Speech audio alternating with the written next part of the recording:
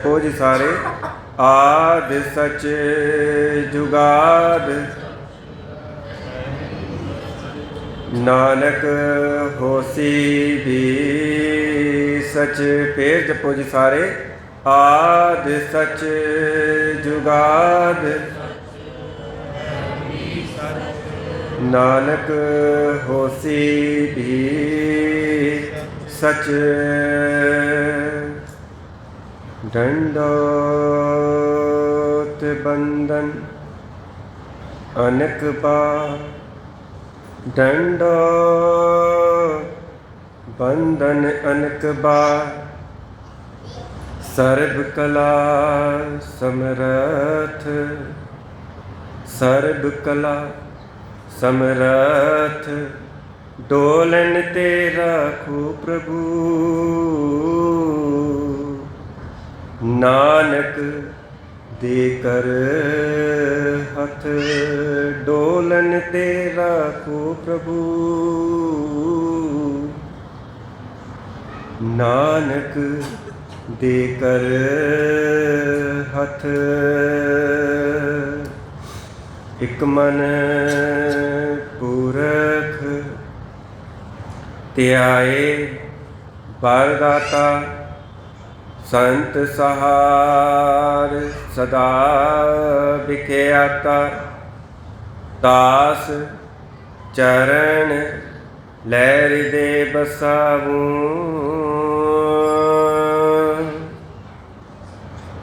तो परम गुरु नानक गुण गाऊं दास चरण लहर दे बसाऊं तो परम गुरु नानक गुण गाऊं। वाहिगुरू जी का खालसा वाहिगुरू जी की फतेह। गज वज के फतेह बुलाओ जी। वाहिगुरू जी का खालसा वाहिगुरू जी की फतेह।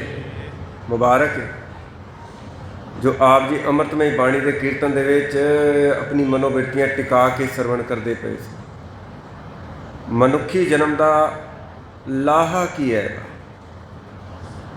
महाराज ने इस शब्द भी दस्या जो भाई साहब हुणे पढ़ के गए ने। कर बंदे तू बंदगी जिचर घट में छा। हुण मेन मकसद सानू गुरु ने दस दिता भी साडे आन दा परपज़ की है, इत्थे जन्म लैन दा मूल कारण की है, असीं की करन वास्ते आए हाँ जगत दे विच। चलो जिस तरह के ख्याल महाराज बाणी दे विच शब्द रूप दे विच विचार दे आप संगत के विचकार रखन की निमाणी कोशिश करते हैं। जिन्ने आप रल मिल बैठे हो सारे एक वेरा भजदे दौड़दे विचारां नाल भरे हुए मन नूं गुरु के शब्द विच टिकाण वास्ते उचारण करो जी। सतनाम श्री गज के आखो जी। सतनाम श्री सतनाम श्री वाहेगुरु। धन गुरु अर्जन देव महाराज जी की क्रांतिकारी बाणी अमृतमय बाणी दे विच सतगुरु बख्शिश करते हैं। या युग में एक एक हो आया ए मनुख तेरा आना होया इक्को कम वास्ते, इक्को कम करने वास्ते तू धरती के उत्ते आया है।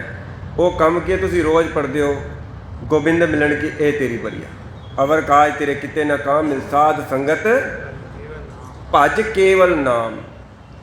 क्यों गुरु नाम की गल क्यों करते हैं? क्योंकि इत्थे होर कोई गल नहीं। इत्थे जदों आओगे गुरु ने नाम जपण दी ही उपदेश करना है, नाम दे उत्ते ही पैरा देना है। असीं किन्ने क इस गल दे उत्ते पैरा दे रहे हैं? सानू किन्नी गुरु की यह गल समझ आ रही है? चलो देखते हैं अपने वल झात मारीए। गुरु ने हुक्म तो कर दिता है कि असी गुरु के हुक्म नूं मनदे पे हाँ। ध्यान दिओ गुरु ने हुक्म करता है कि असी मनदे पे हाँ। देखो किसी की उम्र किन्नी हो गई होवे, कोई 5 साल 10 साल जदों तो पैदा होया उदों तो लैके जे अज 50 साल उम्र हो गई है, 60 हो गई है, 70 हो गई है, 80 हो गई है।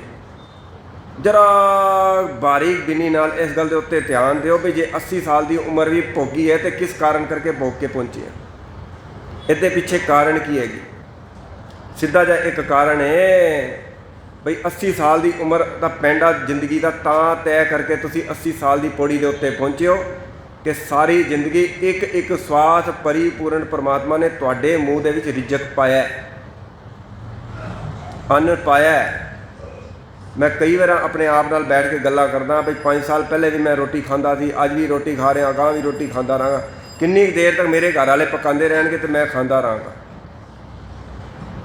महाराज ने बाणी दे विच आख्या साडी कमजोरी की हैगी, साडे त्रैमन देहुरी ये चले पानी अन्न, ये अन्न पानी का पुतला है काया, अन्न पानी तो बिना नहीं चल सकती। जे 80 साल की कोई उम्र भोग के पहुँचेगा तो किते मालक ने रिजक मूँह च पाया है ना, तां पहुँचे आप इत्थे तक। तो जिन्होंने इन्नी उम्र भोगण के बाद भी हजे समझ ना आई होवे भई रिजक दाता ने कितनी किरपा की साडे उत्ते, महसूस करो इस गल किन्नी साडे उत्ते मेहरामत की, साडे अंदर किहड़ा ऐसा गुण हैगा सी जिदे करके सानू मिंट मिंट ते साडे मूँह दे उत्ते रिजक पांदा पिया मालक। ऐसा किहड़ा मैं कर्म कीता हैगा। उते प्रथाएं ते यह लिखा हैगा महाराज ने कि सिर सिर रिजक संभाहे ठाकुर, हर घड़ी रिजक दे रहा है। देखो ध्यान देना, मैं शायद कल सवेर के दीवान दे विच बचन रखे सन भी दद्दा दाता एक है, दाता एको ही हैगा। मैं जमया, मेरा प्यो जमया सी, मेरा दादा जमया सी, उदों तो लैके अज तक अगां भी रहिंदी दुनिया तो दाता एको ही रहना, एको ही दाता। और एक दाता वो कितना वड्डा हैगा थोड़ा जिहा महसूस करना। तो जे दाता वड्डा है तो मामूली जी गल यह भी हैगी कि उसका जिहड़ा खजाना भी कितना वड्डा हैगा। असी कोई वड्डे तो वड्डा गोदाम भी भर लीए, उहदे चों रोज़ थोड़ा थोड़ा कढ़दे रहिए ना, तो एक दिन वो भी खाली हो जाता है। आम तौर पर ख्याल करते हैं सियाणे भी बहद्या बहद्या खांदे तो खूह भी खाली हो जाते, खूह भी खाली हो जाते हैं। रोज़ रोज़ थोड़ा थोड़ा कढ़दे रहो, खूह भी खाली हो जाते।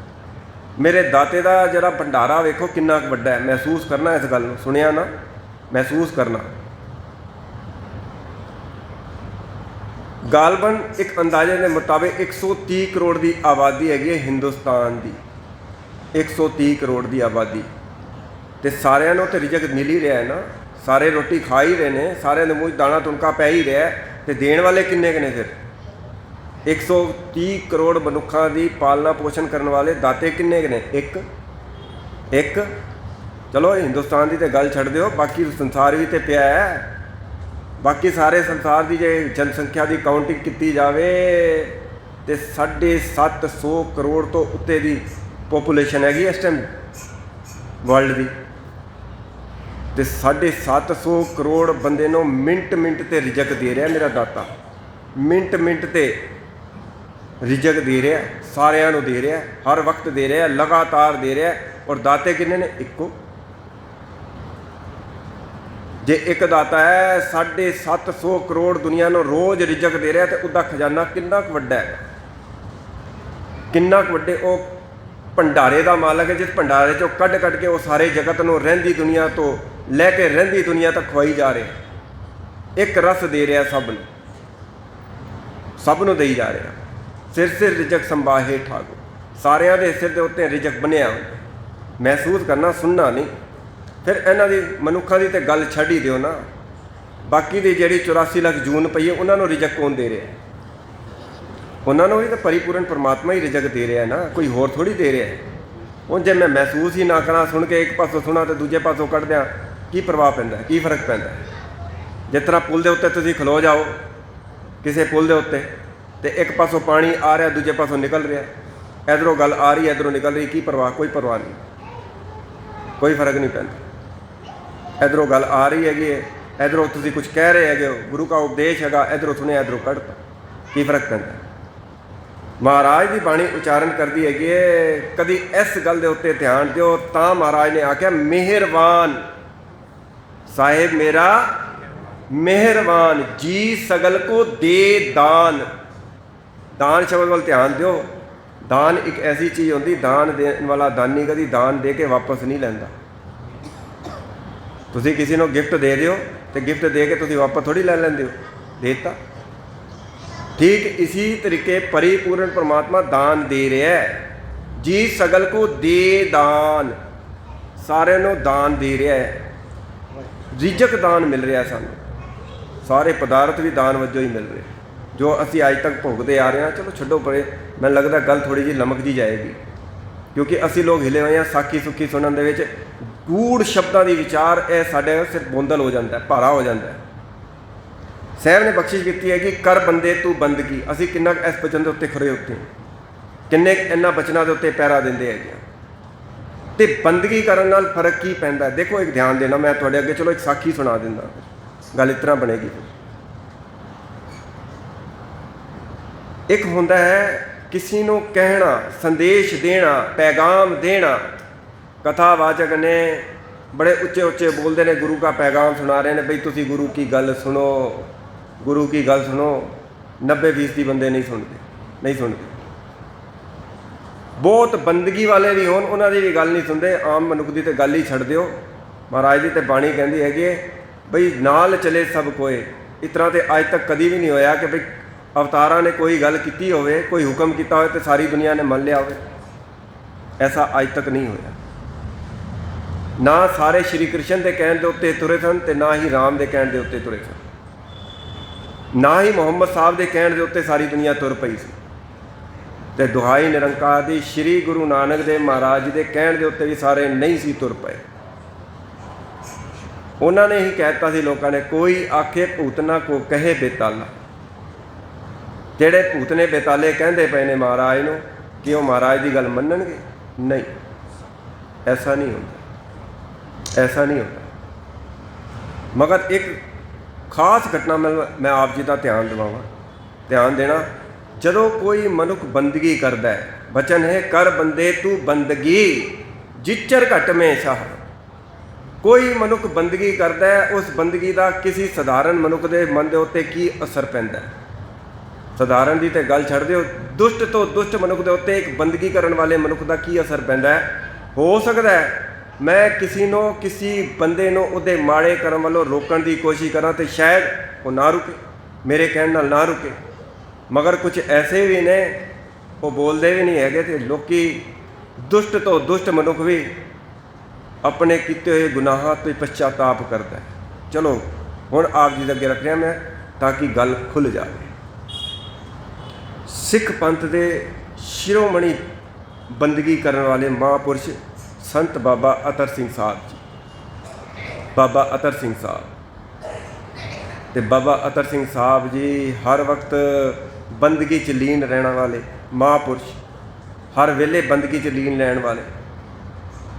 बाबे अतर सिंह साहब जी ने बंदगी करन दा ढंग सी की, देखो ध्यान देना, जेड़े नाम नाल जुड़े होंदे ने, प्रभु के चरणों नाल जुड़े होंदे ने, उन्हां दा ढंग की हुंदा है बंदगी करन दा, की जुगती हुंदी उन्हां दी, की उन्हां दा ढंग हुंदा है। मैं एक दिन आप जी के दीवान दे विच इत्थे बचन रखिया सी भी या तो महात्मा लोग रब नाल जुड़े या तो एकांत दे विच जंगलों के जाते हैं, या पहाड़ की टीशी के उत्ते पहाड़ के उत्ते बहणगे, या फिर पोरे दे विच बैठ के बंदगी करते बई जिथे कोई टच ना करे, पोहे ना, कोई संसारी उन्होंने कन्ना दे विच कोई बचन विलास पे ना किसी का। एकांत जेड़े बंदगी करने वाले ने उन्होंने यह गल समझ आएगी, आम बंदे नूं नहीं गल समझ आएगी। एकांत बहुत जरूरी हैगा एक अभ्यासी वास्ते। एकांत क्यों जरूरी हैगा? ध्यान देना,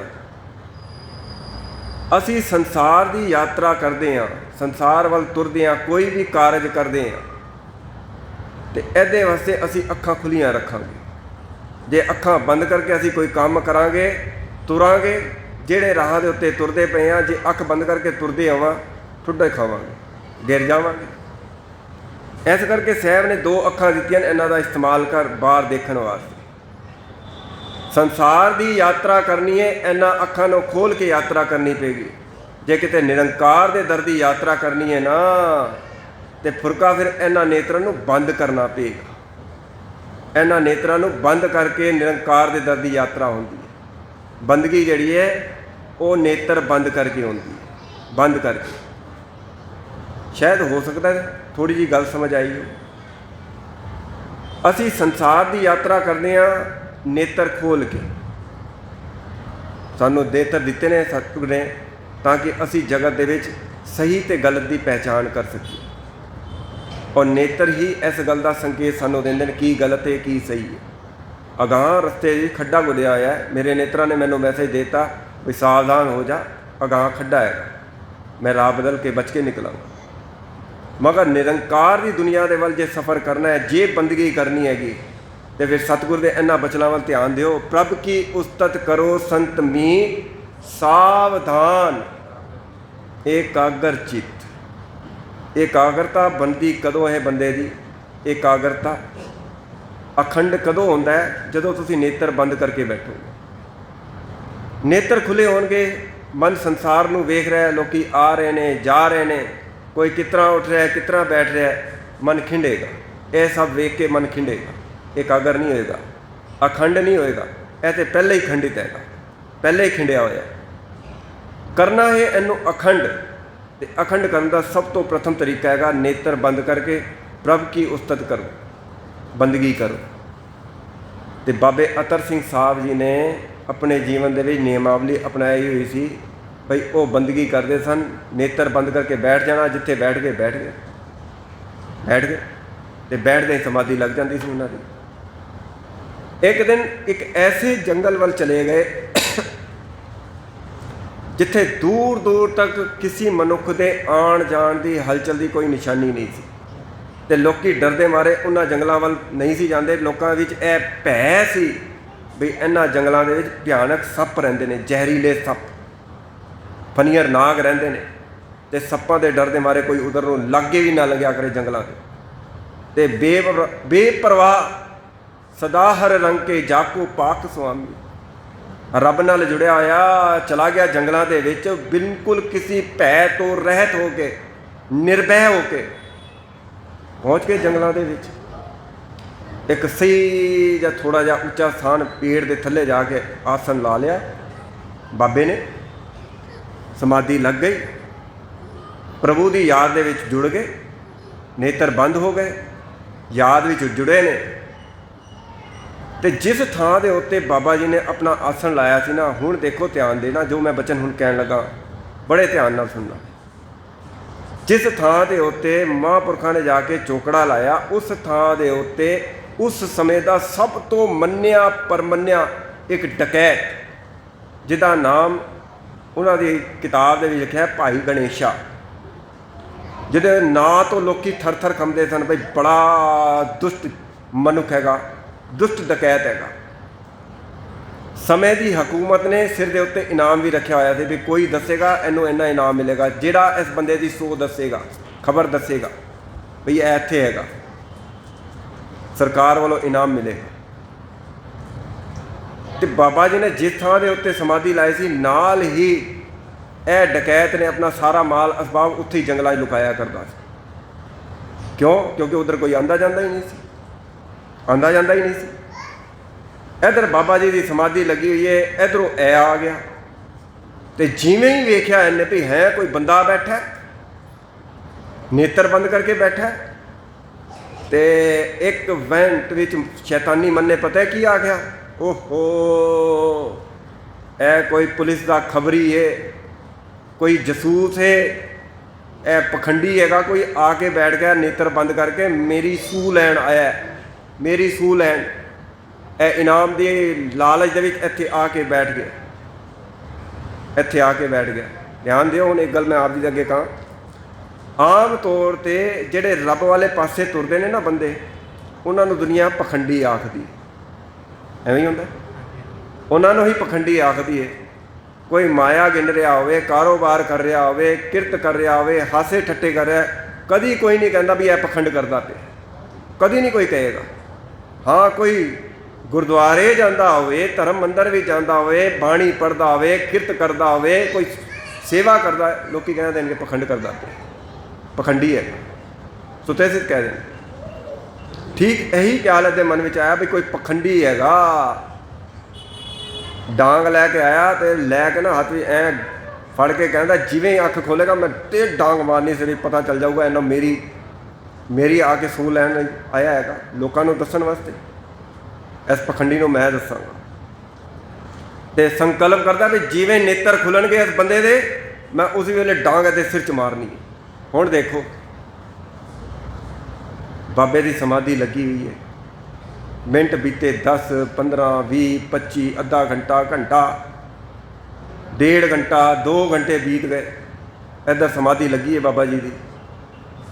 देखो साढ़े कोल तो 5 मिनट नहीं गुरुद्वारे बैठा जाता, 5 मिनट नहीं असी संगत दे विच बैठ सकते। चौकड़ा मार के कभी ऐ पसलेटी मारांगे, कभी ऐ करांगे, कभी दाढ़ी खुरक देवांगे, कभी उधर तक देवांगे, कभी उधर तक देवांगे। ये साडी हालत हैगी, ये साडी हालत हैगी, ये साडी कमजोरी हैगी। फिर असी उलामा देंदे पे लै गुरुद्वारे जांदा, कोई खेड तो बनी नहीं हैगी, खेड तो बनती कोई नहीं हैगी। तो पुरखा खेड किस तरह बन जाए? तू पैरा दिता है उसके उत्ते जो गुरु कह रहा, जिन्ना बचना गुरु कह रहा कि उन्होंने कमाण की कोशिश की ना, मतलब ही नहीं उठता। ये बाबा जी बैठे ने समाधि लीन है, यह सामने बैठा है भी जिमें नेत्र खोलणगे मैं डांग सिर च मारनी। 15 मिनट 20 मिनट घंटा डेढ़ घंटा 2 घंटे 3 घंटे बीत गए ने, बाबा जी अटोल बैठे ने, नेत्र नहीं खुले। हुण देखो की परिवर्तन होना शुरू हो गया है। वही गणेशा हैगा जिहड़ा समय का सब तो दुष्ट मनुख हैगा, सब तो पत्थर दिल इंसान हैगा। तो हुण ऑटोमैटिक विचार चेंज होने शुरू हो गए, ऑटोमैटिक। नहीं गणेशा तू गलत है, यह कोई पखंडी नहीं हैगा, यह तो वाकई कोई रब नाल जुड़िया होया है। पखंडी तो 5 मिनट 10 मिनट तो उत्ते बह ही नहीं सकता। यह तो इन्नी देर हो गई, एक अडोल बैठा है बंदा समाधि लगा के, भाई यह तो कोई रब का प्यारा ही हैगा, यह तो कोई रब नाल जुड़ी हुई रूह ही हैगी है पुरखा, जिहड़ा पूरी एकाग्रता के नाल बैठ के प्रभु के चरणों में बंदगी कर रहा है। यह पखंडी नहीं है। ऑटोमैटिक मन ने फैसले देने शुरू करते, ऑटोमैटिक। तो जिहड़ा पहले कह रहा सी ना मन उदा भी जिवें नेत्र खोलणगे मैं डांग मारांगा खिच के, तो हुण ऑटोमैटिक मन कहता है भाई बाबा जी कदों नेत्र खोलणगे तो मेरा भला करनगे, ये मैनू तारन वास्ते इत्थे आए हैं। देखो एक पत्थर दिल इंसान ऑटोमैटिक चेंज होना शुरू हो गया, ऑटोमैटिक विचार चेंज होने शुरू हो गए। कोई तो बहुत कुछ समझाता है, बंदा नहीं समझता। इन्होंने तो कुछ किया भी नहीं है हाले तक, नेत्र ही बंद है, ना कोई बचन किया ना कोई गल की। हजे तो आराम नाल केवल समाधि बैठे ने महापुरुष, कोई बचन विलास नहीं किया। समाधि लगी हुई है बाबा जी की।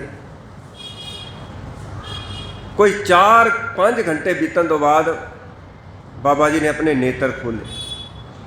बाबा जी ने नेत्र खुले तो वेखा भी सामने कोई मनुख बैठा होया है।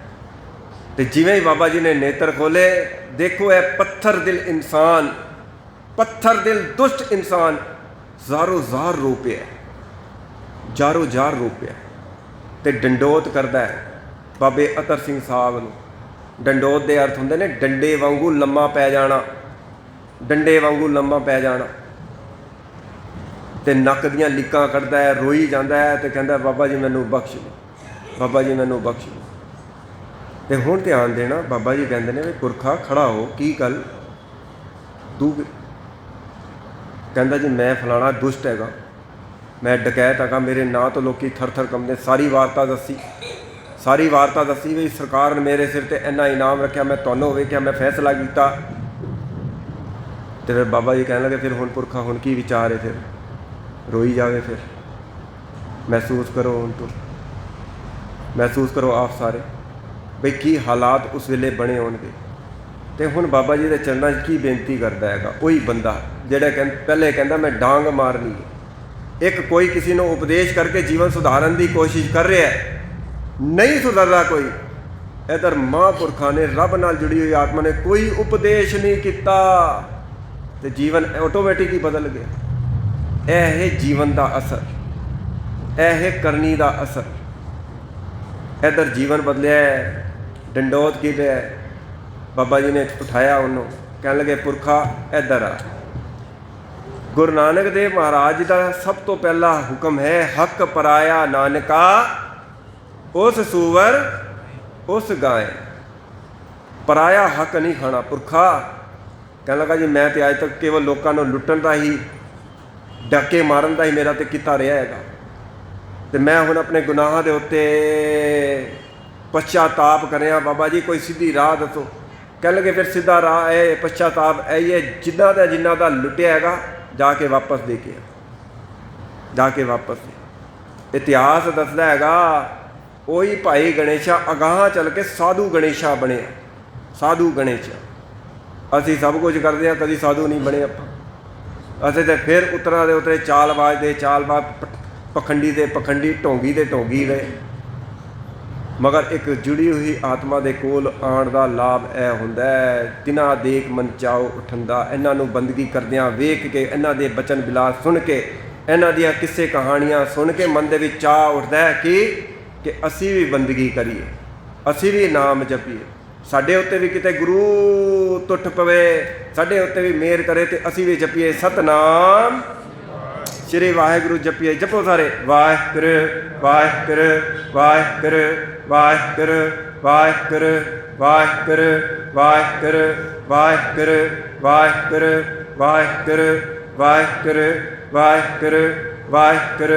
ਵਾਹਿਗੁਰੂ ਵਾਹਿਗੁਰੂ ਵਾਹਿਗੁਰੂ ਵਾਹਿਗੁਰੂ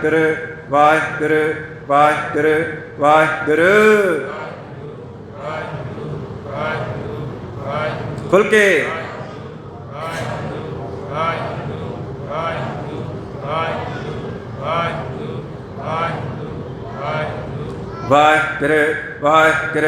ਵਾਹਿਗੁਰੂ ਵਾਹਿਗੁਰੂ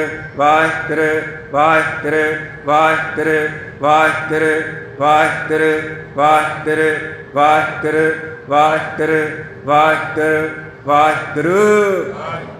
ਵਾਹਿਗੁਰੂ ਵਾਹਿਗੁਰੂ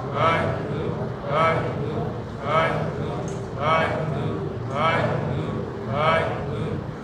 ਉਚਾਰਨ ਕਰੋ ਜੀ, ਸਤਨਾਮ ਸ਼੍ਰੀ ਗੁਰੂ ਦਾ ਹੁਕਮ ਹੈ, ਕਰ ਬੰਦੇ ਤੂੰ ਬੰਦਗੀ ਜਿਚਰ, ਗੱਜ ਕੇ ਬੋਲੋ, ਜਿਚਰ ਘਟ ਮੇ ਸ਼ਾਹ। ਜਿੰਨੀ ਦੇਰ ਤੱਕ ਸਰੀਰ ਦੇ ਵਿੱਚ ਸਵਾਸ ਚੱਲ ਰਹੇ ਨੇ, ਪੁਰਖਾ ਤੇਰੇ ਗੁਰੂ ਦਾ ਹੁਕਮ ਹੈ, ਤੂੰ ਉੱਠਦਿਆਂ ਬਹਿੰਦਿਆਂ ਤੁਰਦਿਆਂ ਫਿਰਦਿਆਂ ਤੂੰ ਕੇਵਲ ਜਪਿਆ ਕਰ ਸਤਨਾਮ ਸ਼੍ਰੀ। ਤੇਰੇ ਲਈ ਤੇਰੇ ਗੁਰੂ ਦਾ ਹੁਕਮ ਹੈਗਾ, ਪੁਰਖਾ ਸਾਰੇ ਕੰਮ ਕਰ। ऐसा नहीं है कि तू काम छड़ दे, तू केवल सतनाम वाहिगुरु का जाप कर, नहीं, ऐसा भी नहीं गुरु कह रहे। हाथ पाँव कर काम सब चीत निरंजन नाल, बोलो सारे, चीत निरंजन नाल, परिपूर्ण परमात्मा दे नाल चित्त जुड़िया रहे। तुसी संसार का काम भी करते रहो मगर कलेजे दे विच याद प्रभु दी बैठी रहो। किस तरह? सपोज करो मेरे पैर दे विच कंडा चुभ जाए, कंडा, ਹੁਣ ਕੰਡਾ ਚੁਭਿਆ ਮੇਰੇ ਪੈਰ ਦੇ ਵਿੱਚ, ਮੈਂ ਲੋਕਾਂ ਨਾਲ ਗੱਲਾਂ ਵੀ ਕਰ ਰਿਹਾ, ਬਾਤਾਂ ਵੀ ਕਰ ਰਿਹਾ, ਮਗਰ ਮੇਰਾ ਧਿਆਨ ਕਿੱਥੇ? ਦੱਸੋ ਨਾ ਸਾਰੇ, ਮੇਰਾ ਧਿਆਨ ਕਿੱਥੇ? ਜਿੱਥੇ ਕੰਡਾ ਚੁਭਿਆ। ਸਰੀਰ ਦੇ ਜਿਸ ਭਾਗ ਦੇ ਉੱਤੇ ਕੰਡਾ ਚੁਭਿਆ, ਮੇਰੇ ਸਾਰੇ ਸਰੀਰ ਦਾ ਧਿਆਨ ਉੱਥੇ ਹੀ ਕੇਂਦਰਿਤ ਹੈਗਾ। ਭਾਵੇਂ ਮੈਂ ਲੋਕਾਂ ਨਾਲ ਗੱਲਾਂ ਕਰ ਰਿਹਾ, ਬਾਤਾਂ ਕਰ ਰਿਹਾ, ਮਗਰ ਮੇਰਾ ਧਿਆਨ ਉਸੇ ਥਾਂ ਦੇ ਉੱਤੇ ਹੈ ਜਿੱਥੇ ਕੰਡਾ ਚੁਭਿਆ। जिस तरह यह ध्यान उस जगह पर टिक जाता है जिथे कंडा चुभ्या हो, जिन्होंने प्रभु की याद अंदर बैठ जाए, फिर वो हर वेले याद दे विच चुभे रहते। कल राती असी बचन छड़िया सी कि मनुख किसी अपराधी नूं उहदे अपराध वजों कोई बज्जर अपराध करने वाला वड्डे तो वड्डा गुनाहगार पापी होवे ते उन्होंने वध तो वध कितनियां जंजीरां पांदी है गौरमेंट। जेल दे विच कितनियां जंजीरां उन्होंने बंदे ने, 2 हत्थां विच बहुत वड्डा अपराधी है, 2 पैरां विच, एक गल विच संगल पा देंदे ने। बस यह संगल पैंदे ने उस मनुख नूं जिहड़ा बहुत वड्डा अपराधी है। इधर गुरु तेग बहादुर साहब महाराज नूं पुछो बई साडे उत्ते भी बंधन पए होए ने, सानूं भी बंधन पए ने, किन्ने बंधन पए ने सानूं। तो गुरु तेग बहादुर साहब महाराज तो अर्ज करते हैं, जो जो कर्म कियो लालच लग तह तह आप बंधायो। जो भी आज तक मैं लालच वश हो के कर्म करता आया, यह केवल मैं अपने आप को बंधन पाए, कुछ भी नहीं, कुछ नहीं, केवल बंधन। जो भी कर्म लालच लग करके मैं कर रहा, मेरी आत्मा को बंधन पए हुए। तो जदों बंधन पए ने, इन्हां बंधनां दी तो मैनूं जानकारी कोई नहीं। तुसीं कहोगे सानूं तो कोई बंधन नहीं है, ध्यान दिओ। तुहाडे जो कोई सवाल कर सकता है भी बंधन पए तो सानूं पता क्यों नहीं? एक अपराधी नूं संगलां पईआं होण तो उन्होंने पता हुंदा मेरे हत्थां 'च संगलां पईआं ने, मेरे पैरां 'च संगलां पईआं। जे साडे मन नूं बंधन पए ने तो सानूं पता क्यों नहीं चल रहा? सीधी जी गल हैगी। ਜਿਹੜੇ ਜਿਹੜੇ ਖਿਆਲਾਂ ਵੱਲ ਇਨਸਾਨ ਦੇ ਜੀਵਨ ਦਾ ਸਮਾਂ ਬਤੀਤ ਹੋ ਰਿਹਾ ਹੈ, ਉਹ ਸਭ ਬੰਧਨ ਹੈ, सब बंधन है। ਚਾਹੇ ਕਿਰਤ ਦਾ ਹੈ, ਕਾਰੋਬਾਰ ਦਾ ਹੈ, ਵਪਾਰ ਦਾ ਹੈ, ਰੋਗ ਦਾ ਹੈ, ਸੋਗ ਦਾ ਹੈ, ਵਿਯੋਗ ਦਾ ਹੈ, ਕਿਸੇ ਵੀ ਚੀਜ਼ ਦਾ ਅਗਰ ਕਿਸੇ ਵੀ ਚਿੰਤਨ ਦੇ ਵਿੱਚ ਸਮਾਂ ਬੀਤ ਰਿਹਾ, ਉਹ ਬੰਧਨ ਹੈ, ਸੰਸਾਰੀ ਬੰਧਨ ਹੈ। ਔਰ ਇਹਨਾਂ ਬੰਧਨਾਂ ਨੂੰ ਕੌਣ ਤੋੜ ਸਕਦਾ ਹੈ? ਧਿਆਨ ਦਿਓ। ਮੈਂ ਰਾਤੀ ਇਹ ਬਚਨ ਆਪ ਜੀ ਦੇ ਅੱਗੇ ਰੱਖੇ ਸਨ। ਕੋਈ ਮਨੁੱਖ ਅਗਰ ਕਿਚੜ ਦੇ ਦਲਦਲ ਦੇ ਵਿੱਚ ਡਿੱਗਿਆ ਹੋਵੇ ਔਰ ਉਹ ਉੱਚੀ ਉੱਚੀ ਬਾਹਾਂ ਕਰਕੇ ਪੁਕਾਰ ਕਰੇ ਵੀ ਮੈਨੂੰ ਬਾਹਰ ਕੱਢੋ, ਮੈਨੂੰ ਬਾਹਰ ਕੱਢੋ, ਕੌਣ ਬਾਹਰ ਕੱਢੇਗਾ? ਕੋਈ ਮਦਦ ਕਰਨਾ ਚਾਹੇ ਤਾਂ ਕਿਤਨਾ ਮਦਦ ਕਰੇਗਾ? ਸਿੱਧੀ ਜੀ ਗੱਲ ਹੈ, ਜਿਹੜਾ ਉਸ ਕਿਚੜ ਚੋਂ ਬਾਹਰ ਖਲੋਤਾ ਹੈ, ਉਸ ਦਲਦਲ ਚੋਂ ਬਾਹਰ ਖਲੋਤਾ ਹੈ, ਉਹੀ ਮਦਦ ਕਰ ਸਕਦਾ ਹੈ। ਕੇਵਲ ਉਹੀ ਮਦਦ ਕਰ ਸਕਦਾ, ਹੋਰ ਕੋਈ ਮਦਦ ਨਹੀਂ ਕਰ ਸਕਦਾ। ਤੇ ਤੁਸੀਂ ਤੇ ਆਪਣੇ ਚਾਰ ਚੁਫੇਰੇ ਆਲੇ ਦੁਆਲੇ ਦੇਖ ਲਓ। ਗੁਰਦੇਵ ਤੇ ਇਹੀ ਬਖਸ਼ਿਸ਼ ਕਰਦੇ ਨੇ, ਮੈਂ ਤੇ ਜਿੱਧਰ ਨਜ਼ਰ ਮਾਰ ਰਿਹਾ ਹਮ ਦੇਖਾਂ ਤੈਂ ਡੂਬੀ ਹਲੇ। ਸਾਰਾ ਜਗਤ ਡੁੱਬਿਆ ਪਿਆ, ਡੁੱਬਿਆ ਪਿਆ। ਔਰ ਡੁੱਬੇ ਹੋਏ ਦੀ ਨਿਸ਼ਾਨੀ ਕੀ ਹੈਗੀ? ਨਿਤਨੇਮ ਭੁੱਲ ਗਿਆ ਹੋਏਗਾ, ਗੁਰੂ ਘਰ ਭੁੱਲ ਗਿਆ ਹੋਏਗਾ, ਸੇਵਾ ਛੁੱਟ ਗਈ ਹੋਏਗੀ, ਸਿਮਰਨ ਛੁੱਟ ਗਿਆ ਹੋਏਗਾ। ਇਹ ਸਭ ਡੁੱਬੇ ਹੋਇਆ ਦੀ ਨਿਸ਼ਾਨੀ। ਅੰਦਰ ਚਿੰਤਨ ਚੱਲ ਰਿਹਾ ਹੋਏਗਾ ਸੰਸਾਰ ਦਾ, ਚਿੰਤਨ ਚੱਲ ਰਿਹਾ ਹੋਏਗਾ ਰੋਗ ਦਾ, ਚਿੰਤਨ ਚੱਲ ਰਿਹਾ ਹੋਏਗਾ ਸੋਗ ਦਾ। ਇਹ ਡੁੱਬੇ ਹੋਇਆ ਦੀ ਨਿਸ਼ਾਨੀ। ਤੇ ਮਹਾਰਾਜ ਉਚਾਰਨ ਕਰਦੇ ਨੇ, ਜਿਹੜਾ ਇਸ ਕਿਚੜ ਚੋਂ ਬਾਹਰ ਹੈ, ਗੁਸਤਾਖੀ ਮਾਫ, ਜਿਹੜਾ ਇਸ ਕਿਚੜ ਚੋਂ ਬਾਹਰ ਹੈ ਕੱਢੇਗਾ ਉਹੀ। ਤੇ ਕੱਢਣ ਵਾਲਾ ਕੇਵਲ ਇੱਕ ਪਰਿਪੂਰਨ ਪਰਮਾਤਮਾ ਹੈ, ਜਿਹਦੇ ਉੱਤੇ ਕੋਈ ਮੈਲ ਨਹੀਂ ਲੱਗੀ ਹੋਈ, ਅਤੀ ਨਿਰਮਲ ਹੈ ਜਿਹੜਾ, ਉਹੀ ਕੱਢਦਾ ਹੈਗਾ।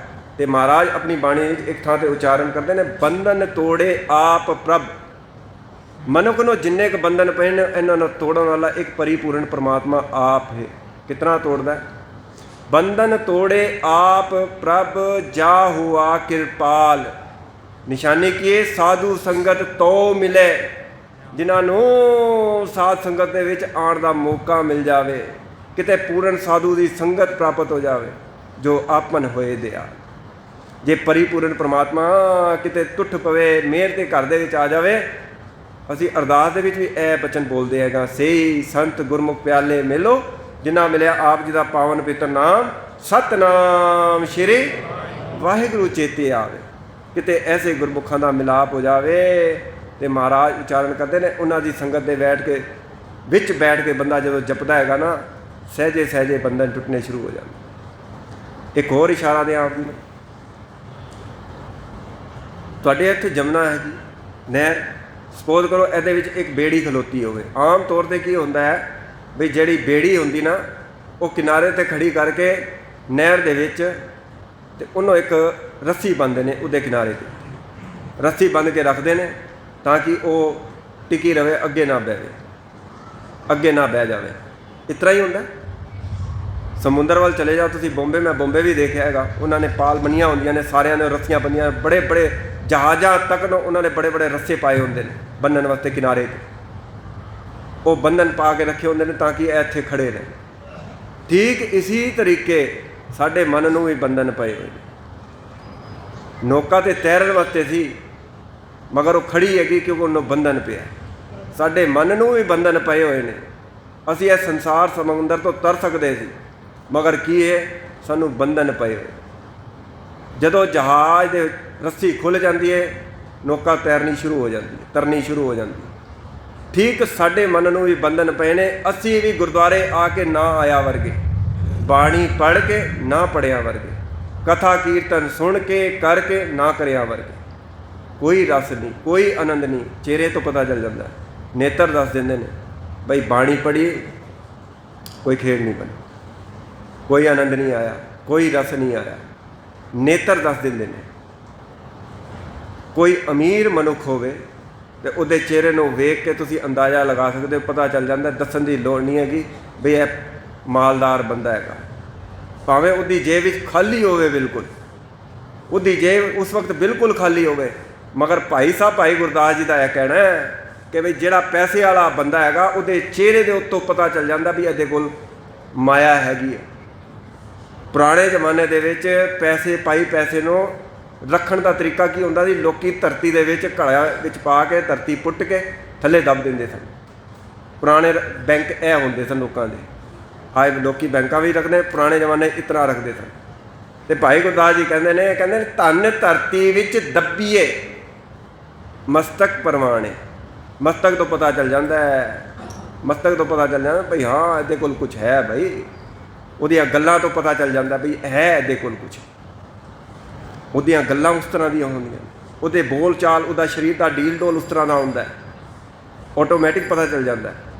ਇਹਦੇ ਵਿਪਰੀਤ ਤੁਸੀਂ ਸਾਰੇ ਸਿਆਣੇ ਹੈਗੇ ਹੋ, ਕੋਈ ਗਰੀਬ ਮਨੁੱਖ ਹੋਵੇ, ਗਰੀਬ ਮਨੁੱਖ, ਤੇ ਉਹ ਅਮੀਰਾਂ ਵਾਲੇ ਕੱਪੜੇ ਪਾ ਕੇ ਆ ਜਾਵੇ, ਧਿਆਨ ਦੇਣਾ, ਅਮੀਰਾਂ ਵਾਲੇ ਕੱਪੜੇ ਪਾ ਕੇ ਆ ਜਾਵੇ, ਅਮੀਰਾਂ ਵਾਂਗੂ ਉੱਠਦਾ ਬੈਠਦਾ ਹੋਵੇ, ਮਗਰ ਅੰਦਰ ਖਾਨੇ ਗਰੀਬ ਹੋਵੇ, ਅੰਦਰ ਖਾਨੇ ਗਰੀਬੀ ਹੋਵੇ, ਕੱਪੜੇ ਲਿਬਾਸ ਅਮੀਰਾਂ ਵਾਲੇ ਪਾਏ ਨੇ ਮਗਰ ਹੈ ਗਰੀਬ, ਗੱਲਾਂ ਕਰਦਾ ਹੋਵੇ ਪਾਈ ਪੈਸੇ ਦੀਆਂ, ਤੇ ਹਰ ਪੈਸੇ ਵਾਲਾ ਬੰਦਾ ਜੱਜ ਕਰਕੇ ਮਿੰਟ ਵੀ ਦੱਸ ਦੇਗਾ ਬਈ ਫੜਾ ਮਾਰਦਾ ਪਿਆ ਬੰਦਾ, ਫੜਾ ਮਾਰਦਾ ਪਿਆ, ਐਵੇਂ ਜਬਲੀਆਂ ਮਾਰ ਰਿਹਾ ਹੈਗਾ, ਹੈ ਕੁਛ ਵੀ ਨਹੀਂ, ਮਿੰਟ ਵਿੱਚ ਪਤਾ ਚੱਲ ਜਾਂਦਾ।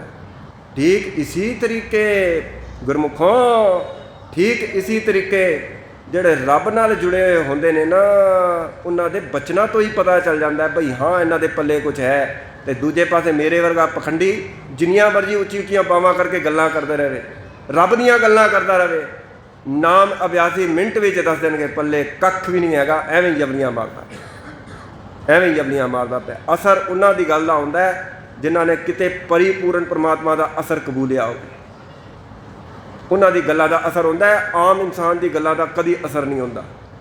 ਮੈਂ ਮਾफ़ੀ ਚਾਹਾਂਗਾ, ਮੈਂ ਆਪ ਜੀ ਨੂੰ ਪ੍ਰਭਾਵਿਤ ਨਹੀਂ ਕਰ ਪਾਇਆ ਕਿਉਂਕਿ ਮੇਰੇ ਕੋਲ ਬੰਦਗੀ ਨਹੀਂ ਹੈ, ਮੇਰੇ ਕੋਲ ਉਸ ਸਿੱਟੇ ਦੀ ਬੰਦਗੀ ਨਹੀਂ ਹੈਗੀ ਕਿ ਮੈਂ ਉਸ ਅਵਸਥਾ ਵਿੱਚ ਬੈਠ ਕੇ ਬੋਲਾਂ ਤੇ ਆਮ ਸੰਸਾਰ ਦੇ ਮਨ ਦੇ ਉੱਤੇ ਅਸਰ ਹੋਵੇ। ਮੈਂ ਗੁਰੂ ਅੱਗੇ ਅਰਦਾਸ ਕਰਨਾ, ਗੁਰੂ ਉਹ ਤਾਸੀਰ ਬਖਸ਼ੇ, ਸਮਝ ਮੈਨੂੰ ਆ ਗਈ ਹੈ, ਤੇ ਗੁਰੂ ਉਹ ਤਾਸੀਰ ਬਖਸ਼ੇ, ਮੈਂ ਵੀ ਬੰਦਗੀ ਕਰ ਸਕਾਂ। ਤੁਸੀਂ ਸਾਰੇ ਸੰਗਤ ਦੇ ਵਿੱਚ ਆਉਂਦੇ ਹੈਗੇ ਹੋ, ਸਾਡੇ ਆਉਣ ਦਾ ਮਨੋਰਥ ਗੁਰੂ ਦੱਸ ਰਹੇ ਨੇ, ਅਸੀਂ ਨਾਮ ਜਪੀਏ, ਕੋਈ ਕਰਮ ਕਾਂਡ ਕਰਨ ਨੂੰ ਨਹੀਂ ਗੁਰੂ ਕਹਿ ਰਹੇ। ਫਿਰ ਇੱਕ ਵਾਰੀ ਬਚਨ ਸੁਣ ਲਓ, ਕਰ ਬੰਦੇ ਤੂੰ ਬੰਦਗੀ ਜਿਚਰ ਜਿਚਰ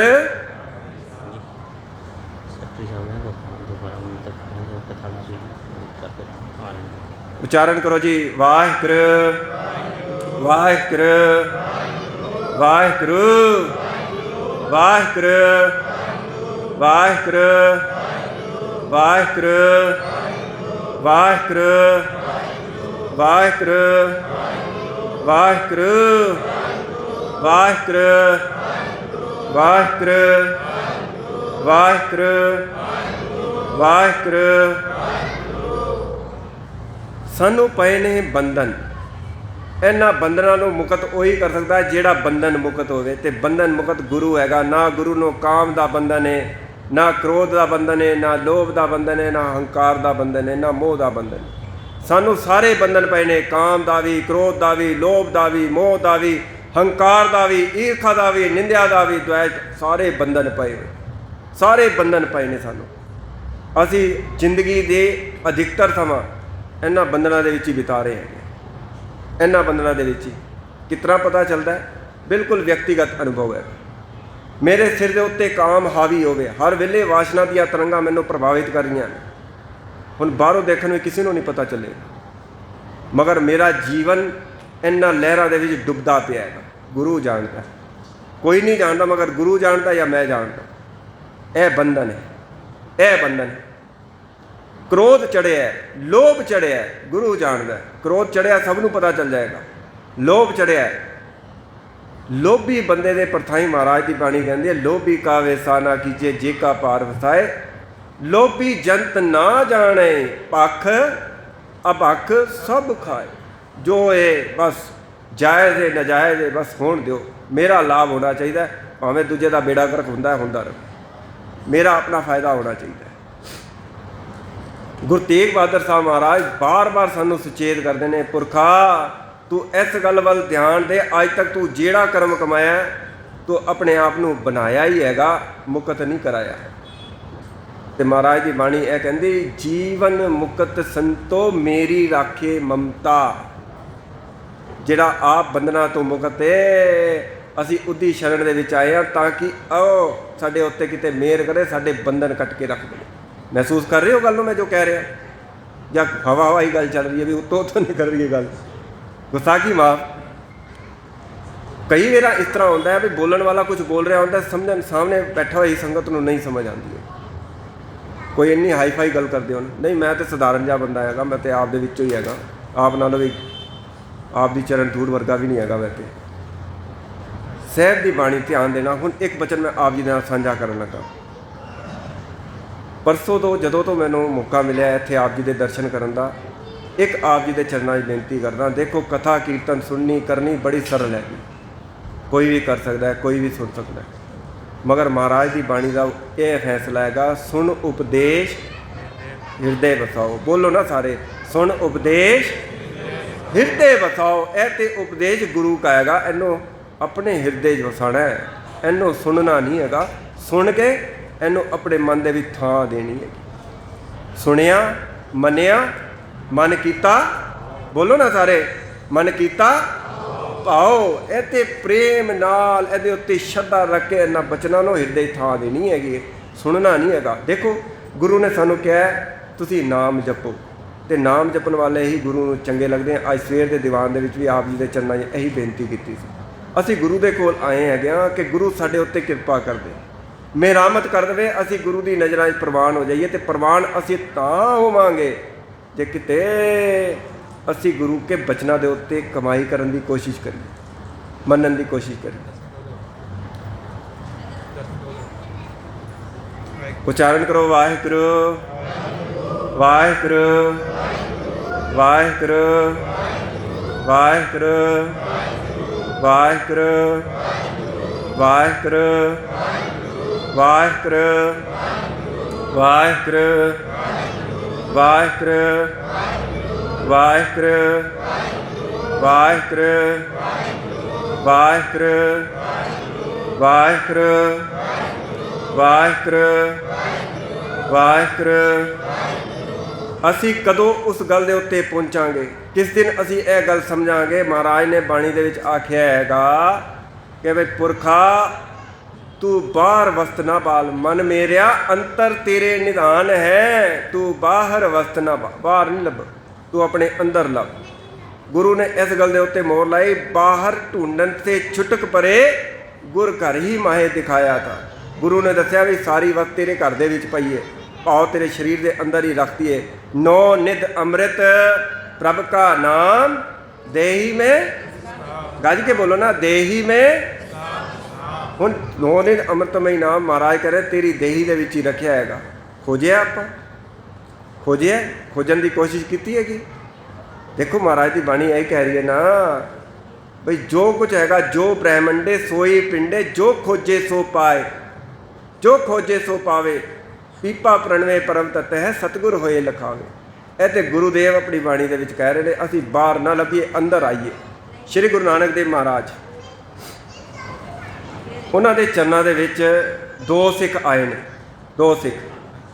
ਇੱਕ ਦਾ ਨਾਮ ਹੈ ਪ੍ਰਿਥੀਮਲ ਸਹਿਗਲ ਔਰ ਇੱਕ ਦਾ ਨਾਮ ਹੈਗਾ ਗੁਰਮੁਖ ਪਿਆਰਾ, ਗੁਰਮੁਖ।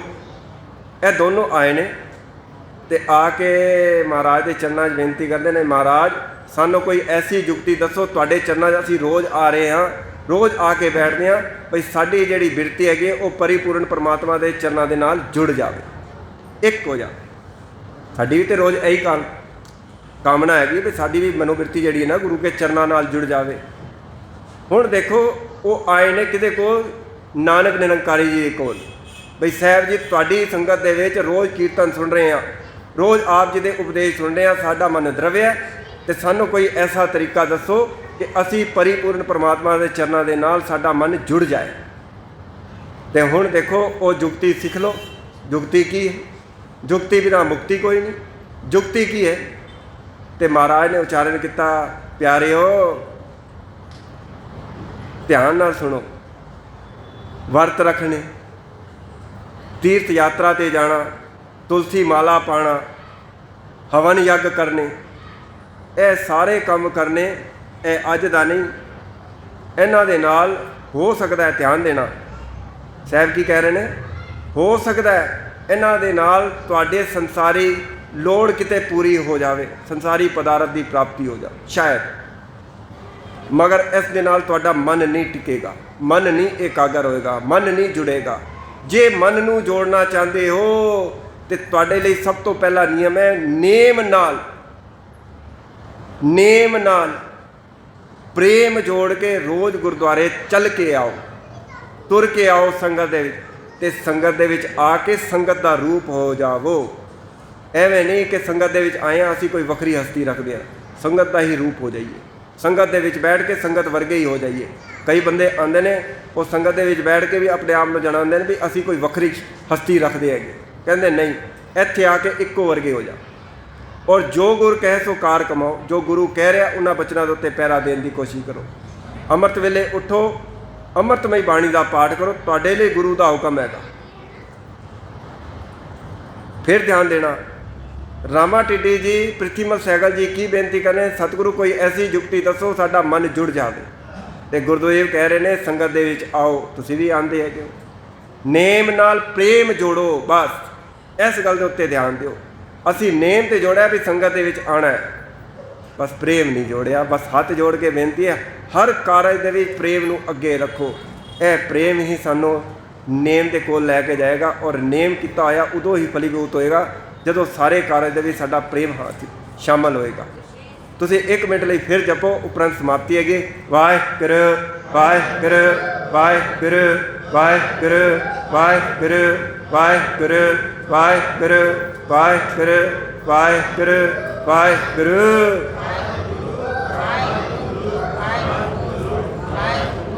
ਵਾਹਿਗੁਰੂ ਵਾਹਿਗੁਰੂ ਵਾਹਿਗੁਰੂ।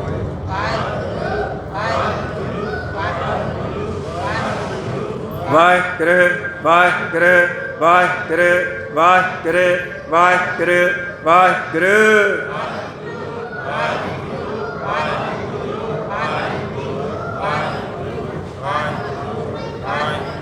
ਉਚਾਰਨ ਕਰੋ ਜੀ, ਸਤਨਾਮ ਸ਼੍ਰੀ। ਮਹਾਰਾਜ ਨੇ ਸਾਡੇ ਲਈ ਇਹ ਪੈਗਾਮ ਦਿੱਤਾ ਹੈ ਬਈ ਪੁਰਖਾ, ਜਬ ਲਗ ਜਰਾ ਰੋਗ ਨਹੀਂ ਆਇਆ, ਜਬ ਲਗ ਕਾਲ ਗ੍ਰਸੀ ਨਹੀਂ ਕਾਇਆ, ਜਬ ਲਗ ਬਿਕਲ ਭਾਈ ਨਹੀਂ ਬਾਣੀ, ਭਜਲੇ ਰੇ ਮਨ ਸਾਰੰਗ ਪਾਣੀ। ਜਦੋਂ ਤੱਕ ਬੁਢਾਪੇ ਦੇ ਆਇਆ, ਜਦੋਂ ਤੱਕ ਸਰੀਰ ਰੋਗੀ ਨਹੀਂ ਹੋਇਆ ਪੁਰਖਾ, ਉਸ ਤੋਂ ਪਹਿਲੇ ਜਪ ਲੈ। ਜੇ ਬੁਢਾਪੇ ਦੇ ਵਿੱਚ ਰੋਗ ਆ ਗਏ, ਲੱਗ ਗਏ ਸਰੀਰ ਨੂੰ, ਫਿਰ ਉਸ ਵੇਲੇ ਬਿਮਾਰੀ ਤੇ ਚੇਤੇ ਆਏਗੀ, ਕਮਰ ਦਰਦ ਤੇ ਚੇਤੇ ਆਏਗੀ, ਸਰਵਾਈਕਲ ਤੇ ਚੇਤੇ ਆਏਗਾ, ਪਰਮਾਤਮਾ ਚੇਤੇ ਨਹੀਂ ਆਏਗਾ। ਉਸ ਤੋਂ ਪਹਿਲੇ ਜਪ ਲੈ। ਜਬ ਲਗ ਜਰਾ ਰੋਗ ਨਹੀਂ ਆਇਆ, ਜਬ ਲਗ ਕਾਲ ਗ੍ਰਸੀ ਨਹੀਂ ਕਾਇਆ, ਜਬ ਲਗ ਬਿਕਲ ਭਾਈ ਨਹੀਂ ਬਾਣੀ। ਬਿਕਲ ਦੇ ਅਰਥ ਹੁੰਦੇ ਨੇ ਪਿੰਗਲੀ ਹੋ ਜਾਣੀ। ਤੁਹਾਨੂੰ ਪਤਾ ਕਈ ਵਾਰੀ ਬਜ਼ੁਰਗ ਬੰਦਾ ਕੁਝ ਬੋਲਦਾ ਸਮਝ ਨਹੀਂ ਆਉਂਦਾ, ਬਈ ਕੁਝ ਬੋਲਦੇ ਤੇ ਹੈ ਨੋ ਮਗਰ ਸਮਝ ਨਹੀਂ ਆਉਂਦਾ, ਸਪਸ਼ਟ ਨਹੀਂ ਬੋਲ ਪਾਉਂਦੇ। ਕਹਿੰਦੇ ਪੁਰਖਾ ਇਹ ਆਉਣ ਤੋਂ ਪਹਿਲੇ ਤੂੰ ਜਪ ਲੈ ਸਤਨਾਮ ਸ਼੍ਰੀ। ਤੁਸੀਂ ਸਾਰੇ ਸੰਗਤ ਦੇ ਵਿੱਚ ਆਏ ਹੋ, ਇੱਕ ਵਾਰ ਜਪੋ, ਫਿਰ ਸਮਾਪਤੀ ਹੈ। ਗੁਰਵੜ ਭਾਗੀ ਪਾਇਆ ਐਸਾ ਗੁਰਵੜ ਭਾਗੀ ਪਾਇਆ, ਗੁਰਵੜ ਭਾਗੀ ਪਾਇਆ ਐਸਾ ਗੁਰਵੜ ਭਾਗੀ ਪਾਇਆ।